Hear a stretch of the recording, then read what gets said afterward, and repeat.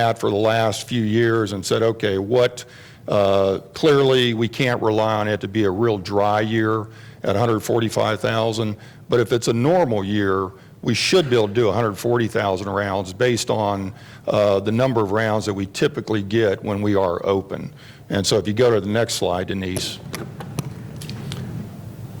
This is a real key slide. You see, when we're open, the average rounds per course are about the same. It ranges from 104 rounds to 106. So that's about the same. We're not a wild swing like 100 rounds one year or 110 rounds the next year. So the key is really having the courses open more than anything. And that's more due to weather than anything. Got it. So in layman's terms, though, because we expect to more than double the net revenue, does that mean that we expect to more than double the number of rounds played?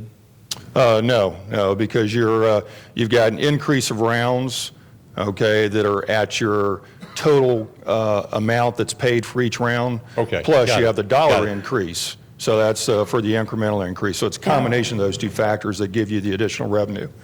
In fact, Janice, go down to the cash flow side for golf.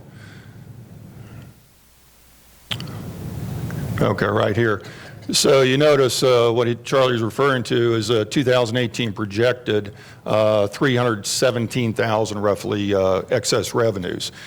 We had a pretty good October, so we may be able to beat that.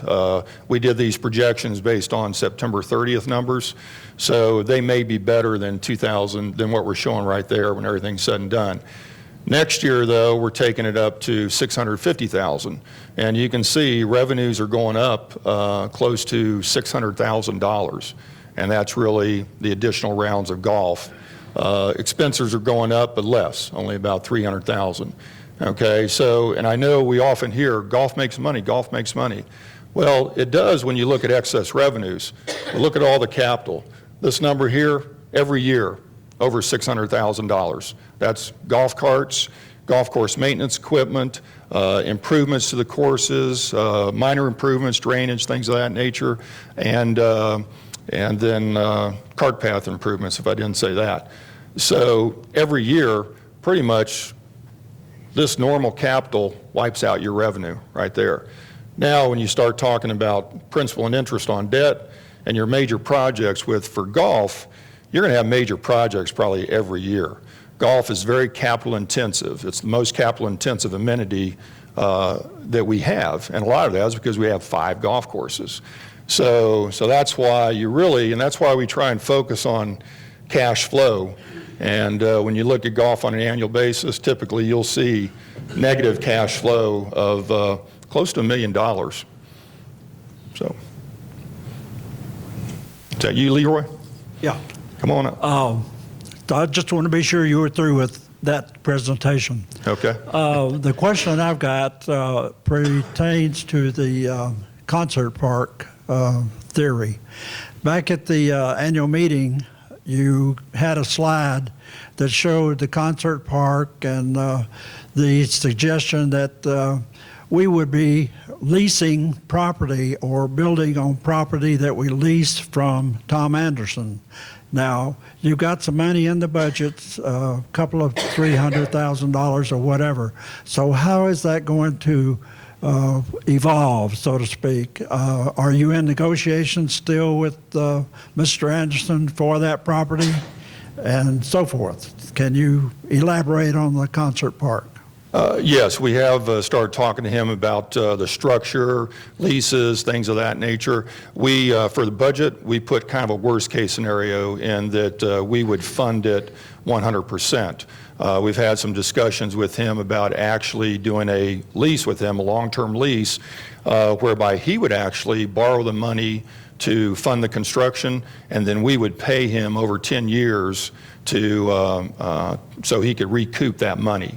But we took the worst case scenario for budgeting purposes. So when everything's said and done, it could be that we don't expend $150,000, but something much less, but it'll be payments over 10 years. So that's still to be determined. Okay. Also on that slide, if you look at the real fine print, there's apparently a zip line going to go across the lake there. Now, is the community club going to have a liability policy for a zip line? Well, if there's any zip line done, it'll be him doing it, not us. And that's his property, so he's the one that'll have to be concerned about that. Okay, thank you. I don't recall seeing that, but maybe I missed it. Well, look at carefully. Maybe it was a telephone line. Yeah. I know he would like to have some activities on the other side of the lake where the old lodge was. And so we're talking about connecting the path all the way around the lake and then having some activities over there, maybe even bocce, things of that nature. So we'll see. Other questions? Phil? I'm going to shout this out. Do we have any dates on when Robin Hood Park and the current concert site will be impacted by Peavine Road construction? Question was, do we have any dates when Robin Hood Park or the concert park would be impacted by Peavine Road? Not really. Peavine Road, the drop dead deadline for them is November 2020. So we're hopeful that they can get things done along Sneed before that, such that we can make improvements to Robin Hood Park and primarily a new parking lot in 2019. That may not happen. We thought it would happen in 2018. It hasn't happened, so it may not happen even in 2019. The other key to that is Wyndham has to donate the land to us in order for us to be able to do the parking lot. So that's the first part that has to happen, and Tom Anderson's been helping us with that, talking to the Wyndham people to see if we can't get that land sooner rather than later. With respect to the concert park, Peavine Road shouldn't have any impact on that because really all they're doing is just overlaying the existing lanes in that area. So east of the four-way, it's pretty much just an overlay project. Other questions? Oh, there's got to be some other questions. Come on, don't be shy. Any slide you want us to go back over, because we did go through that quick, Yes. too. So, okay. Yes, sir. What are you doing to Stonehead Lodge? You have $200,000 up there? Stonehenge Clubhouse. What we're hoping to do is do interior renovations for the whole clubhouse to bring it up to today's standards to look more like Dorchester, okay, in terms of finishes and things. So just give it an update. So that's winter of 2019, 2020, and then we're hopeful then the following winter to actually do exterior improvements. But the whole idea is that any improvements that we make, we update the amenities and kind of use Dorchester as a benchmark for the types of finishes and what have you. Nothing on the kitchen there? Not on the kitchen. That would be in phase two. If we determine that we really need to do something with the kitchen, we'd do that in phase two. So that'd be 2020, 2021 over the course of that winter. Yeah, that's a lot more extensive. So we couldn't, if we were to try and do it all in 1 year, we'd have to close down the grill operation for many months to do that. So we want to do it over the winter time in 2 phases. So Mary, did you have a question? Because we're all very hopeful that we have better weather next year, and the golf revenue generation and planning is all based on better weather.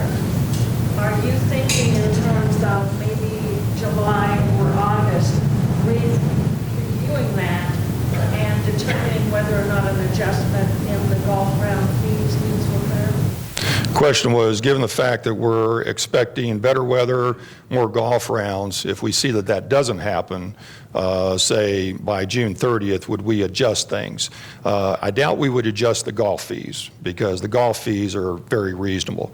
If you talk to any golfers that have played other courses, not only in this area but outside of this area, they'll tell you our fees, especially the preferred rate, is very reasonable. But we always, look to, if we're not doing as well as we're expecting, then we start looking for ways where we can reduce cost. Fortunately, in the golf arena, if you have rain days, you don't have a lot of staff there. So it's very easy to cut your labor cost in a situation like that. Unfortunately, not as easy for food and beverage because if it's raining, people still like to go out to eat. So we always look to make adjustments over the course of the year to try and get us back to a break-even point in total. And that's, again, when you combine the POA and the amenities together. Yes, sir. Racket Club, I think you had 2 different costs. One was 19 for 200,000, I think, for. Pass up the microphones. Yes. What is outside, what's the $400,000 for 2020? Yeah, the Racket Club, what we'd like to do is first do, and he asked a question about the Racket Center improvements in 2019, 2020. What we'd like to first do is exterior improvements to the clubhouse. So again, bring it up to date, have a look that's more like Dorchester Clubhouse and what have you. So that would be phase one. Phase two then would be interior improvements to the Racket Center and potentially even a restroom building on the north side of the building that would service both the outdoor pickleball courts as well as the indoor tennis courts. So those are some things we're looking at. But we've got to go through a master planning process for that whole facility, and that's what we'll be doing in early 2019. Are the fees going up for that also? I see that if I'm not mistaken, the slide I saw, their revenue for that was like $177,000. You're going to spend $600,000 in 3 years. 2 years back. Well, our amenity fees are going to go up pretty much everywhere. Okay, some more than others, but there will be an increase in most amenity fees in 2019. Again, as Denise said, we're trying to balance dues with amenity fees, and definitely people that are using the amenities should pay a fair price, a reasonable price for the use of those amenities. Yeah, the revenues are only going up about $3,000. No, must have been before it. Went too So you can fast. see there, yep. Go I back, know. Denise. Yeah, go forward.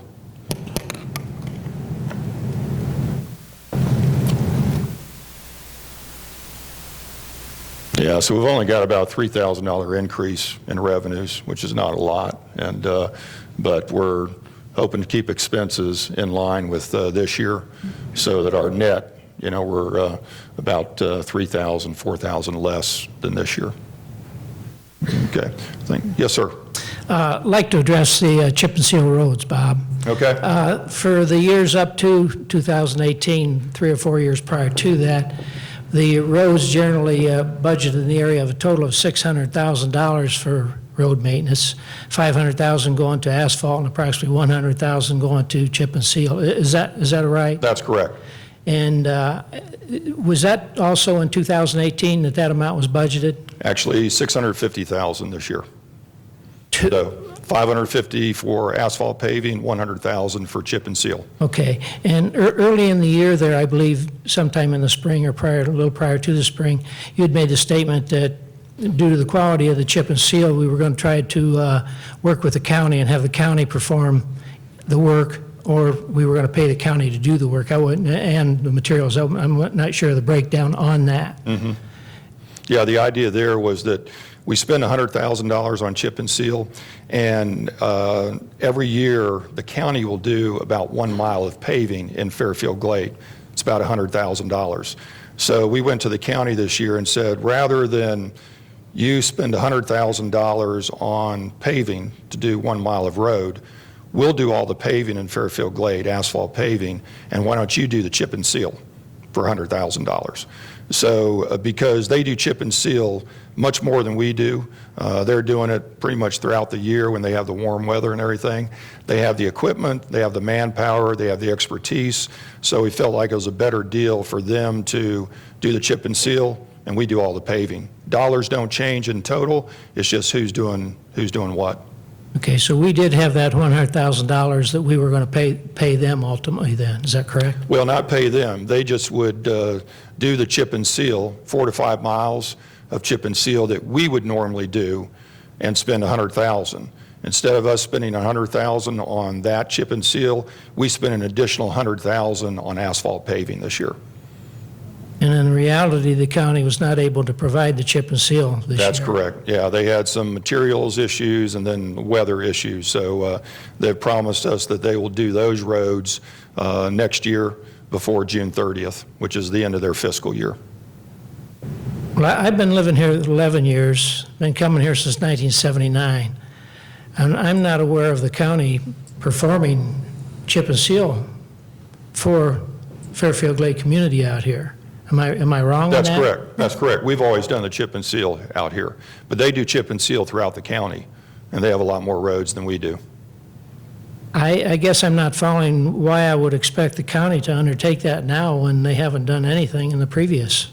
Because they're not going to do $100,000 in paving. So the dollars that they spend are going to be the same. It's $100,000 roughly. So it's either spend $100,000 on paving or $100,000 on chip and seal. So they were doing $100,000 in paving, and we were doing $400,000, because we were budgeted in the area of $500,000 to $600,000 for asphalt. No, we were doing, like this year, the budget was $550 for asphalt paving, $100,000 for chip and seal. We actually, total of $650,000. We spent $650,000 on asphalt paving. So we just shifted $100,000 from chip and seal to asphalt paving, and the county now is going to do that $100,000 of chip and seal. And I have a real question in my mind with regards to the county being able to perform that on any type of annual basis. To me, what happened this year was you budgeted $100,000 to pay the county, but they didn't, or you spent that $100,000 originally programmed for chip and seal, and it wound up going into asphalt. That's correct. That's correct. With the idea that the county would do the chip and seal. And again, they promised us they'll do it by June 30th. And every one of y'all that are on a chip and seal road that you don't think the road is sufficient, you should call the county road superintendent and let your voice be heard. And remember, he's an elected official, so he cares about your votes. So I think that's the way we will definitely make sure that they take care of the chip and seal in Fairfield Glade. And I'm not concerned about it. I think Scott Blaylock has been great to work with. He helps us out a lot. So I'm not concerned about him not fulfilling his obligation.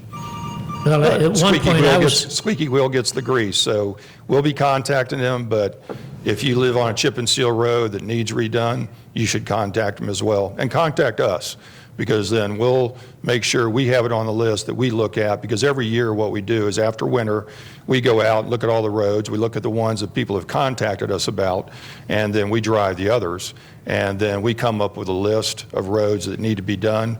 We'll communicate that to the county, but then again, the more they hear from residents in Fairfield Glade, the more they're apt to get it done sooner rather than later. Well, I've been told by employees of Fairfield Glade at one point that the county's equipment was not any better than what our equipment is. But they have the wherewithal to buy that equipment because they use it a lot more than we would. And they do a lot more chip and seal. They have many more miles of roads than we have. You know, so we've, like I say, we may do 4 or 5 miles of chip and seal roads a year. They probably do, more like 50 plus, I'm sure. So they have the expertise more so than we do.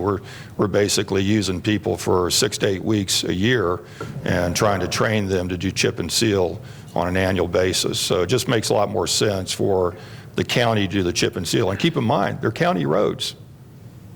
So we ought to be putting pressure on the county to do more of our roads.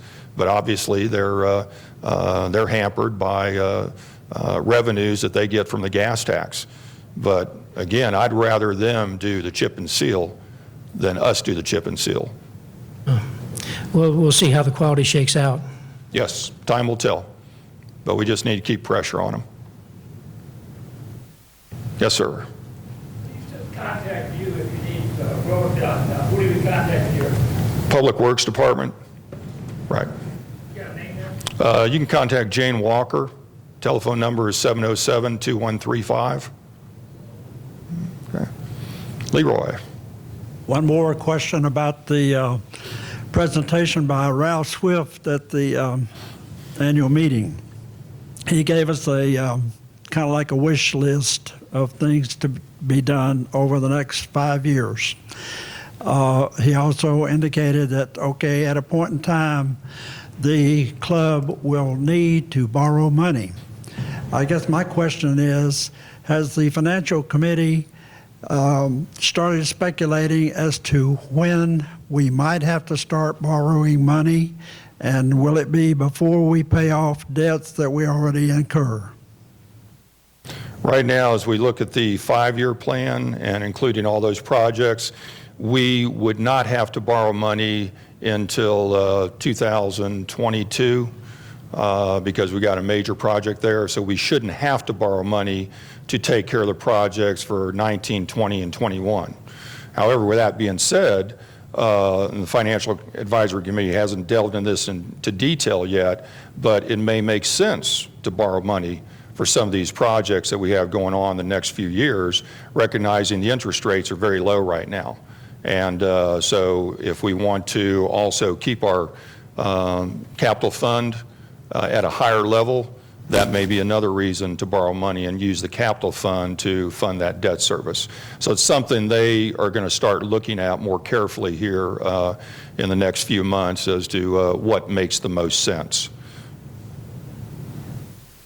And we'll also be paying off some of the debt we have now, so those dollars, if we wanted to keep those dollars in play for another loan, if we chose, if we Right. thought we needed to do that.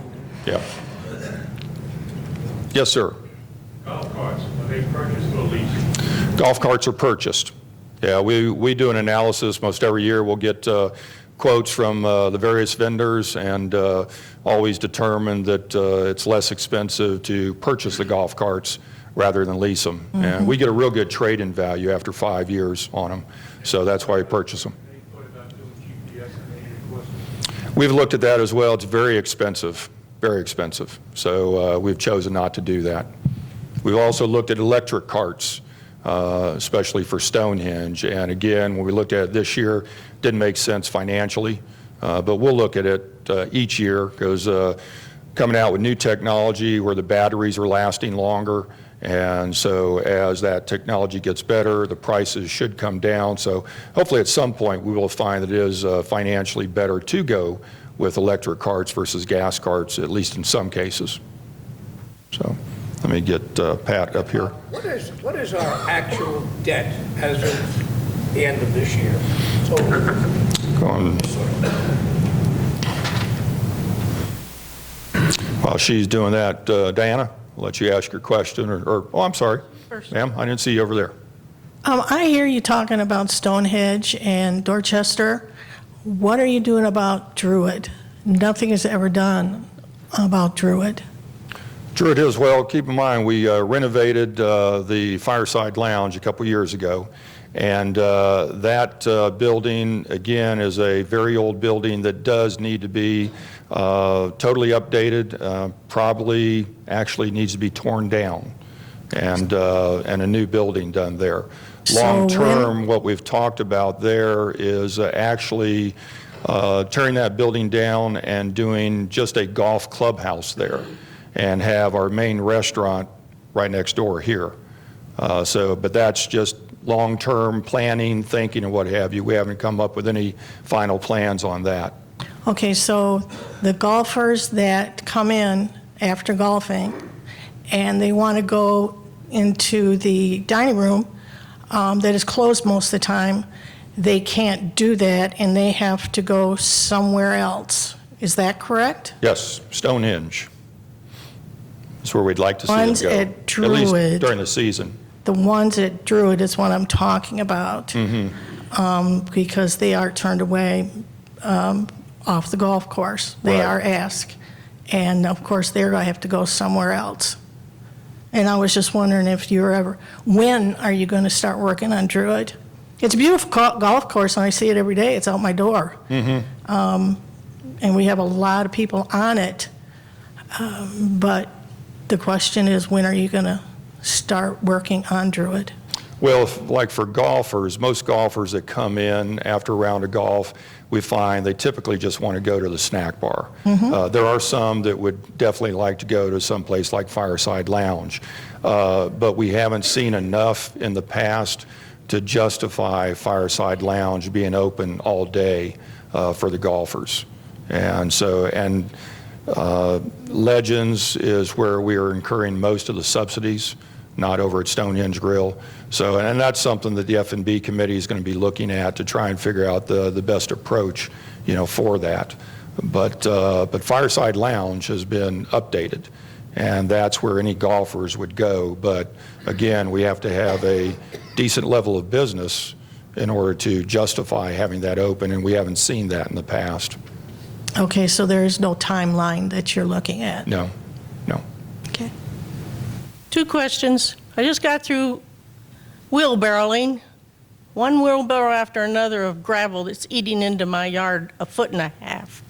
Don't ever chip and seal Beechwood again, and I will call Scott and ask him, if you have to do potholes, I don't want any chip and seal. You want us to keep our yards nice, but that gravel is awful. Second question, what's being done about food and beverage losses? Again, we're forming a F&B committee, and in fact, they've already started the interview process for some applicants, and hopefully that committee will be formed by middle of December, and then they'll start getting into more discussions about that. So that's where we stand on that. From our standpoint, what we've been trying to do, most of the losses are in Legends, as we said. And so Legends is a very large restaurant, and so that creates a lot of additional labor and things of that nature, especially when you don't have the level of business that you really need. One of the things we've been trying to do now is have more special events at Legends, more private banquets. You make money on special events and private banquets. You typically lose money on a la carte dining.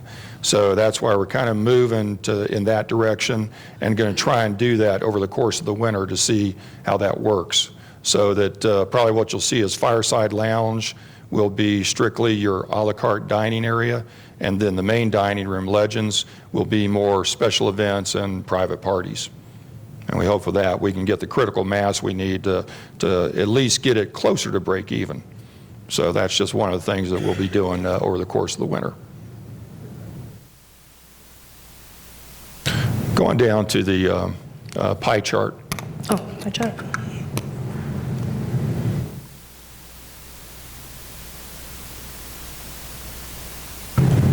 I'll come back.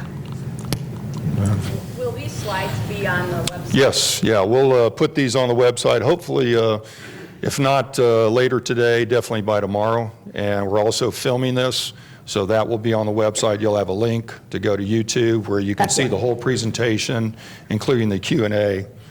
So again, there's your pie chart. I know there's a lot of discussion about F&B, but F&B, you're looking at, out of the $62, $4.58 a month, 7%. Okay, so it's not like it's an astronomical number.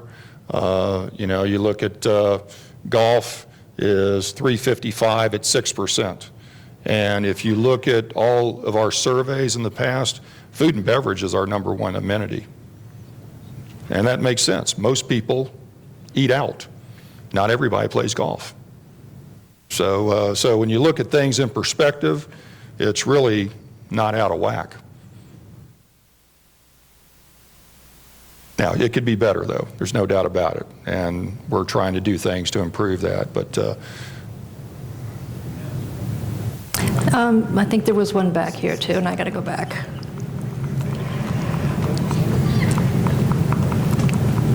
Okay, no.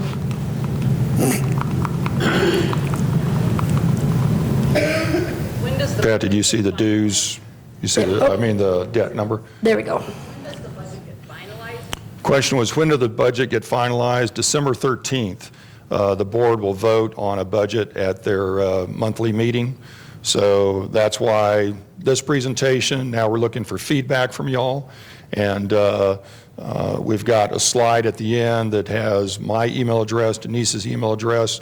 We're going to send out a Magnify this afternoon that has kind of a little quick summary of the budget and email addresses that you can contact the board directly, contact me, whoever, to provide your input. And we'll take all that input into account before making final adjustments to the budget, and then the board will vote on it December 13th.